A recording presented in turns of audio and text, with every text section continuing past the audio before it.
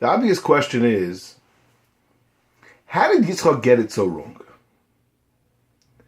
He has a son, Eisav, that's a murderer, and he has a perfect son in Yaakov, and he wants to give the Brochos to Eisav? I think the answer to that question can help us both in how to bring up our children and in our own development, what to focus on and how to work on ourselves. Eisav, we know, was the quintessential bad actor. Avodah Zarah, Gila Raish, Vichas Damim, Gezela. He was Avodah Zarah. He was a murderer, Arayas, stole. He was the worst. And Yaakov seems to be a masmid, sitting in the corner, sitting and learning, only doing good things. And yet, Yitzchock insists on giving the brachas to Eisav, and the only way Yaakov ends up getting it is only through a whole trick. What was Yitzchock thinking? He didn't see, he didn't hear. We know that he knew that it wasn't Shem Shemayim Shagar Al Piv. He knew that Eisav didn't have Hashem's name in his mouth all the time. He didn't sense anything wrong. He didn't sense. And we can't say that the reason is because Yitzchock got blind. Because Yitzchock only gets blind many years later. He gets blind, the Oshnon Shalelu, Rashi says, from the wives of Eisav, that Eisav married when he was 40 years old. But from 13 till 40, from 13 years old till 40, Rashi explains to us that Eisav he went to the Beis Avodah Zarah. He was part of that's where he belonged. Yaakov was in the Beis Medrash. Yaakov was sitting and learning, and Eisav was in the Beis Avodah Zarah. And Yitzchock wants to give it to Eisav.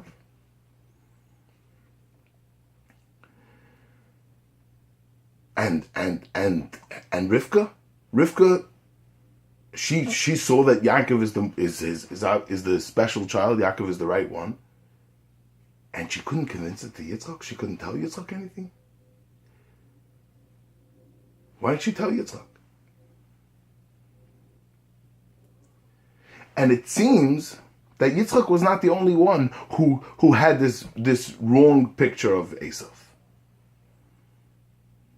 Rashi in Devarim tells us, Rashi in the beginning of Devarim, in Devarim Perek Aleph Pasuk Gimel, Rashi tells us that Yaakov Avinu did not give any teichacha to Reuvein until the day he died. Because he was afraid if he's going to give teichacha to Reuvein, before that, Reuvein's going to leave Yaakov's camp and he's going to go to Eisav. Reuvein is going to go to Eisav? To Eisav? He's a murderer. He's the lowest of the low. Yet Reuvein's going to go to Eisav? Rashi tells us in this week's parsha another thing. Rashi tells us in this week's parsha that Vayisroitzesu Abana Bekirba, that they were Merivim Benachal Shtei Alamis. Yaakov and Eisav had this fight. They were arguing about who's gonna inherit the two worlds, as if Eisav had some sort of a claim on the world to come. Eisav thought he had. So we have Yitzchock that seems to inexplicably insists to give it to Eisav. We have Reuvein that could have gone to Eisav, at least Yaakov thought so. And Eisav himself thought that there was a possibility. What's going on over here? I think the answer to this is in a rule that a person cannot be judged by what they do actually. It's in how far they've gone, how much they've traveled, how much they've grown. What they do actually is not as important as where they've came and how much they traveled. Eisav, let's begin with a question. Eisav, who could fault Eisav? What's so bad with Eisav? Eisav was born committed to Avodah Zarah. Rashi tells us that when Eisav was as a fetus, still in the stomach of Rivkah, when Rivkah would pass by a base Avodah Zarah, Eisav was rotzum afarches lotzes.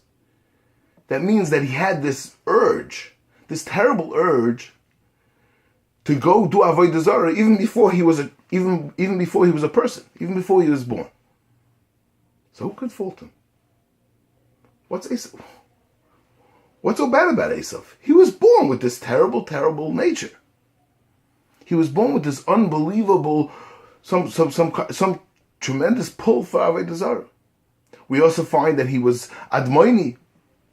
The Medrash says Admoini we have a lot of Chazal that Admoini is somebody who has this lust for blood. So Eisav is born with this tremendous pull to Avodah Zarah, a lust for blood and murder. Maybe Eisav is not so bad. What's so bad about Eisav? Of course, the answer is that what Eisav does itself, what he did, or what he would have done, is not as important as how much he grows. The fact that he has such a terrible nature, of course it makes it harder for him. But he has to continue working against his nature and continue to grow and grow and grow. If he doesn't get as far as Yaakov, of course not. Yaakov was way beyond reach. Yaakov is a Ishtam Yoshev Aholim. Yaakov had his own set of nisyonis, his own set of tests, and his tests started and continued on a much higher plane. But Eisav was born with this terrible, terrible nature, and his work was to travel and to grow from that low place to try to make something, salvage something, and to make something out of himself. Yeah, the Vilna Gaon says in Evan Shloima, Perek Aleph Ches, he says, Misha Nafshe, somebody who has a terrible nature, V'yesh lo tamid muchemes hayetza, oz lefum tzara agra. Yes, the harder he works, the better. More tzchar. Va'afim lepom and nichshel ba'aver. If he ends up doing something that's not perfect, chas v'shalom, Hakadosh Baruch Hu nichnasim elifnei mishur sadim. Hakadosh Baruch Hu is not gonna test him because he started off lower. They also they bring down on the bottom from the Gaon. The Gaon also compares it to another Admoini. We know David HaMelech. David HaMelech was an Admoini also. He also had that terrible nature. We know that when Shmuel HaNavi came in, he saw Eisav. It's a medrash in this week's parsha actually. Perek Samach Gimel Halacha Ches. So he sees. He says, zeh sheifech damim ke'Eisav. And the Gaon explains that that's why, since David had this terrible nature, this nature like Eisav, that's why, although David HaMelech was nichshal, he did 2 averos, and Shaul only did 1. Shaul lost it after 1 avera, and Shmuel lost it after 2.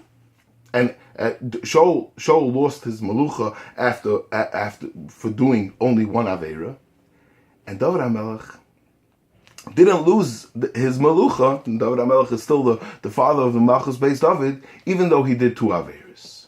Why? So the Gaon explains both in Evan Shleima and in Mishlei. He explains the same concept that David HaMelech had this terrible nature. He was always going against his nature. He was always growing. He didn't have to get all the way perfect. He started off with a terrible nature. We only judging David HaMelech from where he started and how much he grew, how much he traveled. Shaul was burnt. Shaul was ben shloishim ki ben echad. Shaul was born with a much better nature. And Shaul, even doing 1 aveira, was enough of a reason for him to lose his melucha. So now getting back to Yitzchock. Yitzchock knew who Yaakov was and Eisav was. He knew that he had the tzaddik. He knew that he had Yaakov sitting and learning in the corner day and night. And he knew that Eisav didn't show up in this marriage. He knew that Eisav was out hunting and killing and stealing and being mizana. But he also knew where Eisav was coming from. And Eisav, we could assume, was working on himself somewhat. The argument between Yitzchock and Rivkah, which obviously Rivkah was right, and Yitzchock was wrong, if we could say that. But the question isn't, what they were disagreeing about is, how hard and how much did Eisav travel? The fact that Eisav was stealing and killing, that didn't discredit Eisav from being a great person, because he was born with this terrible lust. He was born all the way on the bottom rung, and he had to grow. He had to travel. He had to perfect himself from where he was, and travel as high as he can. The fact that he found himself in a much lower place than Yaakov, that didn't prove anything. He started there. He started at a lower place. Yitzchock knew that he had a Yaakov that was sitting in the corner, sitting and learning. But that wasn't impressive. He's sitting and learning. Yitzchock saw Yaakov Avinu sitting and learning. He was born that way. If he leaves the Bismerish, that would be terrible. But Yaakov just started there. Yaakov has to grow from what he was born, from where he was born, to grow higher. Rivkah saw that Eisav was not working hard enough. He was not growing. He was not going against his nature. He might have made it look like he was growing, but he wasn't growing nearly quick enough. And Yaakov kept on moving the envelope. He kept on growing more and more and more. And that's why Yaakov is ultimately the one. But the fact that they were able to see what people could see doesn't prove anything what they're actually doing. You have to judge from where they traveled, how much they grew, and therefore it's not so difficult to understand how one could misjudge it.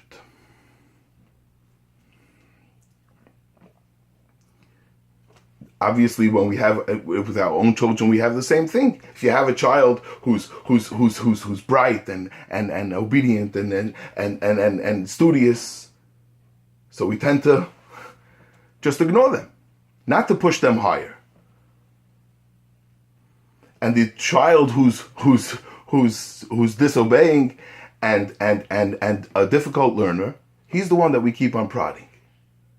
But the truth is, we have to appreciate the child that's having difficulty, how much he is growing. And the flip side is the child who seems to have it easy. We have to keep on making them grow.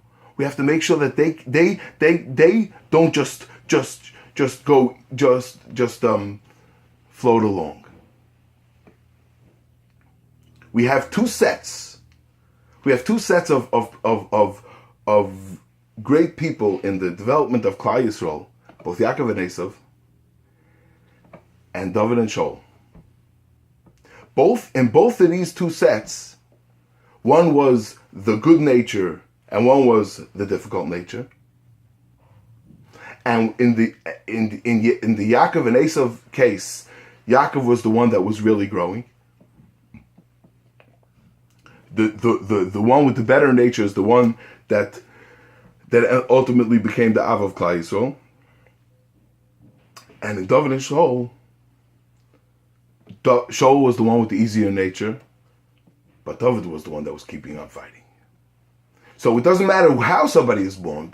What's more important is how much they're fighting, how much they travel.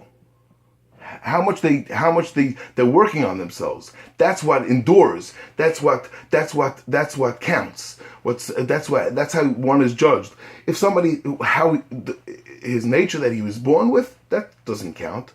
That's just the starting point.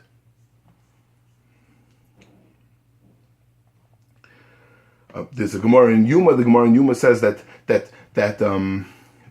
famous Gemara the Gemara Daf Lamed Hey Amid Beis. The Gemara says that somebody might say Torah B'Yitzri. You know why I did avoid? You know why I didn't Aveira? I'll tell you why. Because I was Torah B'Yitzri. I was bothered. I was busy with my Yetzer Hara. That's what life is all about. But the way we're explaining it, it's understood because somebody's his argument might be that he feels that he had a bigger Yetzer Hara, which is understood, and therefore the destination that he has to get to is less because he has a bigger Yetzer Hara. I once heard from an unscientific poll. I heard from somebody with many grandchildren that the brighter children didn't grow and didn't excel in life years later nearly as much as the ones that were less bright. And I think this is the reason. Because the bright children that just kept on, they had it easy. They didn't have to work hard, so they were able to keep on going. They just did nothing. Nothing made them work. Nothing made them endure. Nothing made them grow as a person, and therefore it wasn't able to endure when life came. When